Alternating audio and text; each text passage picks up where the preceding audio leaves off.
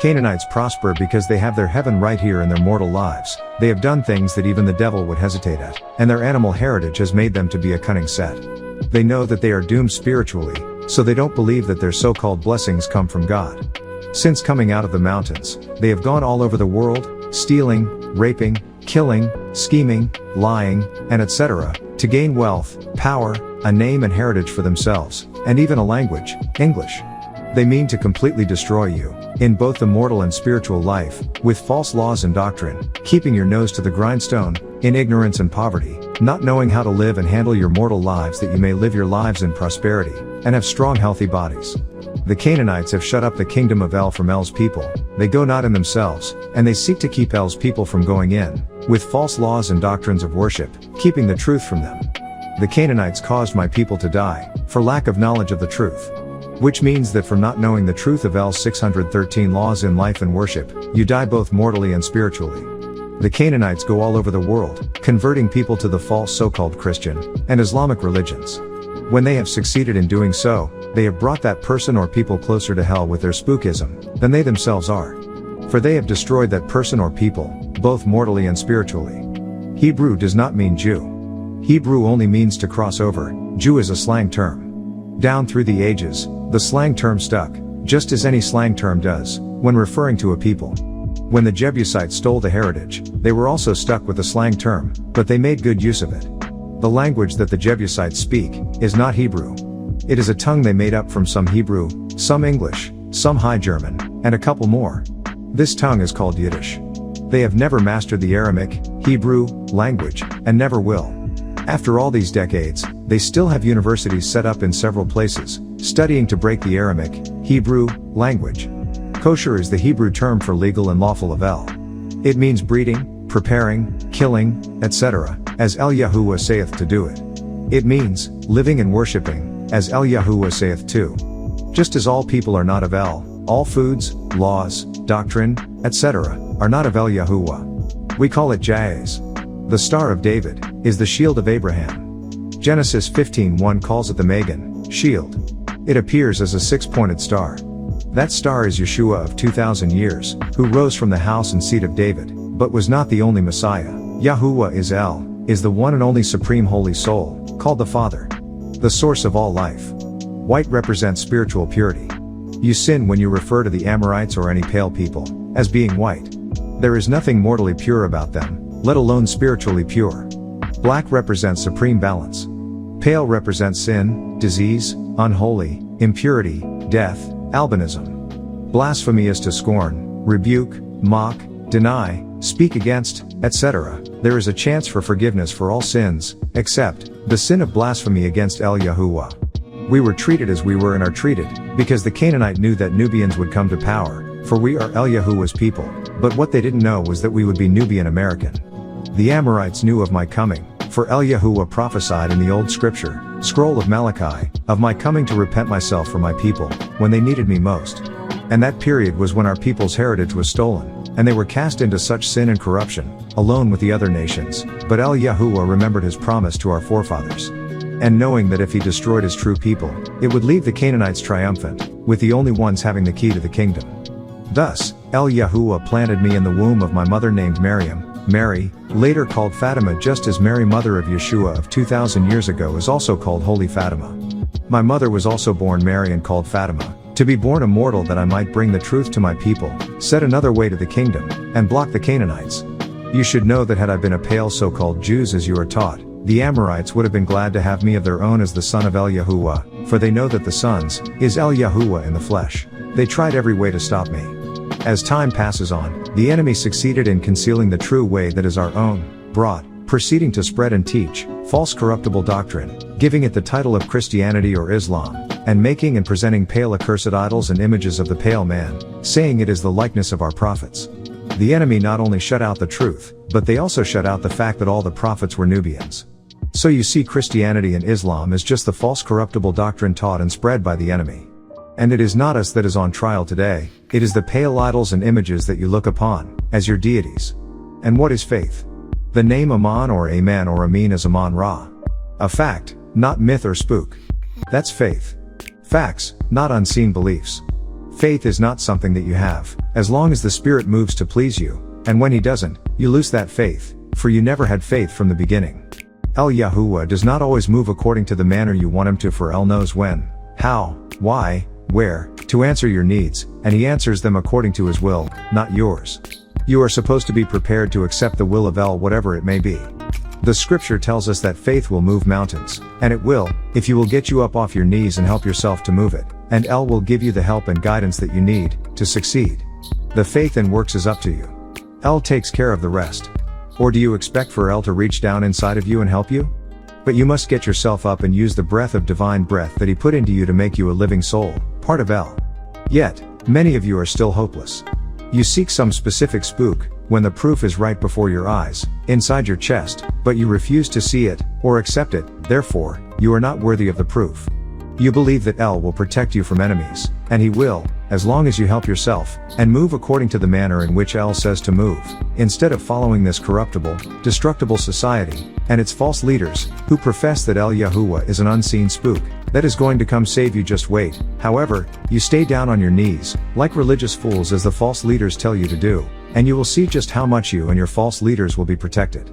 You go on fighting contrary to the 613 laws of El, giving your lives for something that will not be, and have the nonsense to believe that you can accomplish it in a dream world. You are dealing with evil, unholy devils who are only tricking you, laughing at you, pale and black, using you, keeping you occupied with your stupidity, to keep you from becoming aware of the truth, and what is happening, that you may prepare yourselves. This time, in your ignorance of letting the enemy deceive you, it will cost you your lives. As many others, in many cases, people mean to do good, and some do a great deal of good, but that is not enough. Our people have been brought too far from the truth, to lead them halfway right, and half wrong. Halfway, or 99%, won't do. We need total right knowledge, facts, nothing else. It must be all the way. When one professes to be of us, leading El's people, he must know what he is doing, and do it accurately, for El-Yahuwah will hold anyone guilty, who leads his people wrong. Hate is evil, and self-destructive. I don't hate pale people, I know them and what they do to others. This is telling you not to hate the enemy because of their evil, and not to fight against their evil, just get away from them. The enemy, especially the Canaanites, have always stood for naught but evil, even their laws, their doctrine of life and worship, and their society is evil, and you cannot change it by fighting them because of it. Fight to protect yourself from their evil, but not to change their evil. But, if someone attempts to take your life, or that of your people, it is a reason to both fight and destroy, but not because of hate, for self-defense. It's the same if you had an animal, or in reference to an animal, unless you are a wicked person who hates animals. The only reason you would destroy animals, is if they attempted to take your life. Forms of life that are deadly to your survival, you destroy them only in self-defense, not hate. Every nation, except the so-called American Negro, sticks together. A so-called Negro can see one of his people needing any kind of human help, or being abused in any manner by an enemy, and will just stand in awe and look, or laugh. They call this minding their own business, and they are afraid of the enemy, to get mixed up in it. Don't you know that your people are your business? How can you expect any nation or friend to respect you as a people, when you don't respect yourselves? What is a temple? The temple is your body. So what's wrong with our people? Just as the Southern crackers said, when they had a round-table discussion on what to do about the uprising Negroes, for they know that the time of El's sworn vengeance for his people to know the truth, and to seek vengeance upon all the enemies of his people is at hand, and they feared the outcome of our people learning the truth of how deep and long they have been duped. One of them said, and I quote, "We don't have to be afraid of an uprising among the Negroes, cause if you put the truth before their faces, they won't accept it." And they are right. Our people love a lie, they don't want to hear the truth, they are satisfied with being called derogatory names. They are satisfied with the false, corruptible, destructible, so-called fake religious doctrines. They have been duped, along with the pale idols and images of the enemies, taking some to be their deities, prophets, gurus, etc. They are satisfied with everything false, but want no part of the truth. They wear the ankh but don't know what it really means. They wear a 5-pointed star and crescent, cross, 6-pointed star, all kinds of things without knowing their real meaning. The religious school of life is designed for the masses, who depend on institutions for their governance and to generally organize their being. In this school people learn obedience, law and discipline. We are to perform the various rituals, rites and creeds that our particular religion has assigned to us on belief or faith, mostly without seeking explanations for all of those things. This elementary stage corresponds to religious fanaticism and the state of worldly materialism. Anyone willfully belonging or learning how to conform to the mainstream society for their governance and focusing predominantly on outer aspects of life such as materialism, politics, military, institutionalized education, business corporations, social concerns, organized crime, gang banging, masonry, entertainment business, athletics, religious organizations and affiliations, churches, mosques, synagogues and other so-called houses of external prayer, belong to the servants and slaves academies. Religious people are bound by their religion's preconceived and set ideas. This is why religious people are very touchy, argumentative, defensive, and difficult to talk to. It is very difficult to sit down and speak to someone who is in a fundamentalist religion and have any space or open-minded conversation whatsoever. If you have any disagreements with their literal religious interpretations, they are immediately ready to fight you on it, and be quick to judge you as being confused, blind, in error and wrong because it challenges what they have been taught to think. They depend on their religion. They are formal because they are very attached to the outer form of their religion. They depend upon their forms to some extent for their liberation from a life of chaos. Their vision of God is external, for they have little understanding of the inner self, indwelling, divinity within. They are taught to believe that God is literally up there in the sky, somewhere out in the heavens separated from themselves. So they are taught to pray outside of themselves to the unknown mystery God. They think externally, for they are not taught to seek the God within. One cannot obtain the truth in the orthodox religions of the world. The holding of a narrow, cold, dogmatic creed, in all its rigid, lifeless literalism, cramps the soul and dwarfs its spirituality, clogging its progress and stunning its growth. Once a soul has acquired the necessary will and discipline and has obtained a sufficient degree of spiritual maturity from their religion, they feel a natural distaste for base and unclean intentions and the doors of the true path open up. On the other hand, those who have not completed this preliminary stage during their present life, are generally uninterested in greater knowledge and development, meant for only the chosen select few, or simply are not evolved enough to understand it, still sleepwalking amongst humanity in their long robot-like nightmare. Religions were sent out at different influences of time, places, particular civilizations and different mentalities, according to the people's needs to be blinded in their capacities to understand, blocked by belief in faith. All religions have a tendency to emphasize the truths that may be particularly essential. As a certain medicine has the property to heal a certain deficiency only, so a particular religion is only partial and can never meet all the needs of the human soul. God is only for the good who believe as I believe only, and He alone knows what is best for a particular people and age or race. As the Jews, He chose them in their tongue in their part of the earth, so it was only for them. A southern path, a northern path, and a far eastern path, each of them claiming to be the only, original, and undefiled doctrine of the Buddha, which would leave all of your responsibilities and go sit and chant.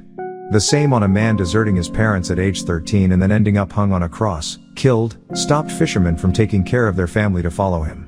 What about their wives and kids left to suffer? That's the birth of Christianity.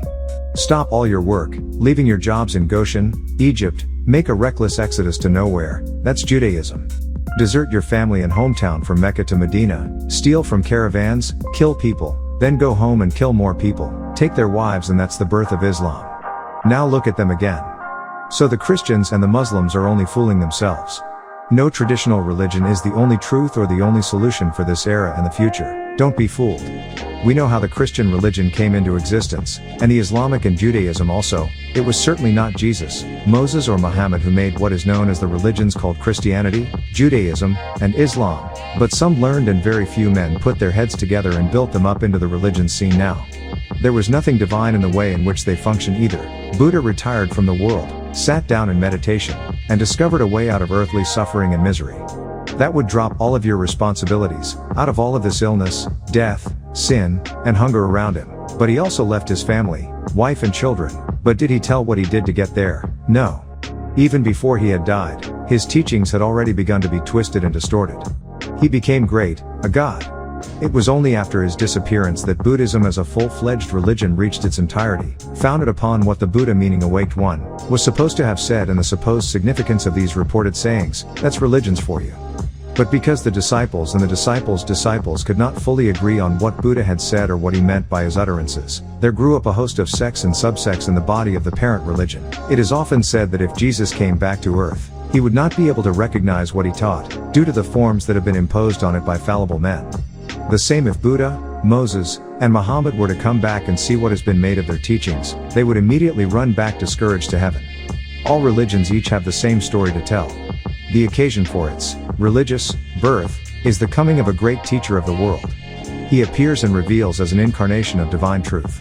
But men seize upon it, trade upon it, and make an almost political organization out of it. The religion is equipped by them with a governmental policy, and laws, with its creed and dogmas, rules, regulations, rites and ceremonies, all binding upon its adherents, all absolute and inviolable. Like the state, it too administers rewards to the loyal, and assigns punishments for those who revolt or go astray, for the heretic, and the renegades. The first principal article of these established credo, religion, could not have existed. If you do not believe and proclaim that you alone possess the one or the highest truth, you will not be able to impress people and make them flock to you. This is natural to the religious mind, but it is just that which makes religion stand in the way of spiritual life. Religion degenerates when taught by self-righteous men. It is no good relying on a degree at a theological college. The book alone cannot give the total truth. You must be a part of it. One may have studied religious scriptures, history, philosophy. One may be well versed in theology, dogmas, doctrines, and give wonderful sermons, and yet be a baby when it comes to a spiritual life. In order to transform people's lives, one must first find one's own way.